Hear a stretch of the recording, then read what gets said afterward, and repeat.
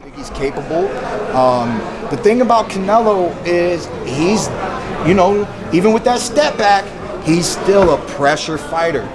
He's still just waiting to drop that power shot, hit you with that body shot, hit you with that uppercut. He is a legitimate power puncher. So, one of the biggest keys to victory is don't get caught by that power, Look, I love the matchup. I love so many matchups that are happening now. I think the sport is just coming back into almost that heyday kind of energy. Everybody knows that, I think the Mayweather stuff is over. You know what I mean? Staying undefeated, it's going to be more back to that MMA stuff. You win some, you lose some, you get back in the ring, and you do it again. Great champions, they fall and they rise back to the top because they show you, just like in other sports, it's any given Sunday, right? I tell people, when you watch a fight, you're watching the outcome of the preparation for that fight. And we know we ain't always prepared. We ain't gonna tell you that. It's fight week. You ready? Yeah.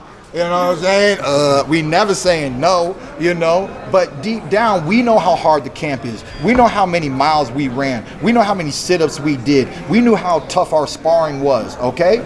Sometimes you underestimate a fighter. You don't bring in the toughest sparring.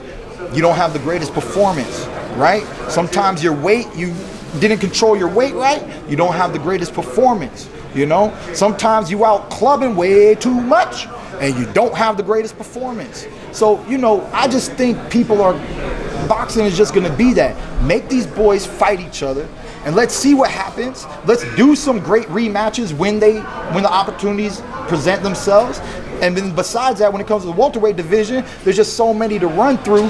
Let's run it. Speaking of the rising today, that you were saying it's really just a matter of who you could fight anyone. But is there anyone in particular that you would want to get in the ring with? I'm so tired, girl. I don't want to be in the ring. I'm the realest and I'm the most honest. I'm not BSing you. I'm not beating around the bush with you. This is honesty. Just a name. There is no name. There is no name. I'd give it to you. There is no name. Speaking of preparation and the resurgence of boxing, right? We've got a fight coming up next week in Cleveland, Ohio, and that's going to be, you've got Tyron Woodley versus Jake Paul. Let's get your take on that. I know he was going to That's okay. What's the take? What do you think? What do you think about it? What do you think about it? You feel like you're What do I think about it? Right. What do I think about it? Yeah. What you think about it? What's your take on it? All right, let me think. Take on it. Think real hard. He's got the rock. That's my thought. That's the I don't got no thoughts about that, man. It's different. It's different. What that boy does is for fight fans. What that boy does is for his YouTubers, his IG. Honestly, what that boy does is this is his way of living his dream. And salute to you on that, Jake Paul. This is your way of manifesting your dream of being a fighter, And you're the most accomplished non-fighter fighter in the history. No one will ever do what you've done. I don't think it'll be repeated, right? We went through everything that Manny Pacquiao did and what he's accomplished and everything he was able to do. I don't think that'll ever be repeated again, right? And what Jake Paul and his brother and these dudes are doing with the platform entertainment, maybe it can be repeated, but is it really going to be repeated? Probably not. And why? Why will it not be repeated? Because it takes a special person, even if it's not fighting the best world-class fighters, it takes a special type of person to get in this ring, man. So, I don't got a lot to say about it, but I will respect that he has the cojones to try to live this lifestyle in his own way without doing it the real hard way. He has his own platform. He's utilizing it to his greatest advantage. He's making bank. Salute to you, partner. So what do you think about the stretch of Tyron Woodley? Into how PBC works, making a fight. There's plenty of names. We know who the names were. So what's being communicated to you on making that return to the ring? We just talked about it. I'm not talking about Keith, that. you mentioned a fighter getting knocked down and coming back up. Yeah. Deontay Wilder's fighting Fury. Yeah. October 9th. Break down that fight. And then we saw him bench the thing that messed him up, right? And that just shows you, I honestly, please don't put it back on. Don't show us you're strong enough to wear it and win. Drop it. You know what I mean? Keep it on the bench or something and just lift it. You know what I mean? But don't bring it into the ring. At the end of the day, I think his mindset is right.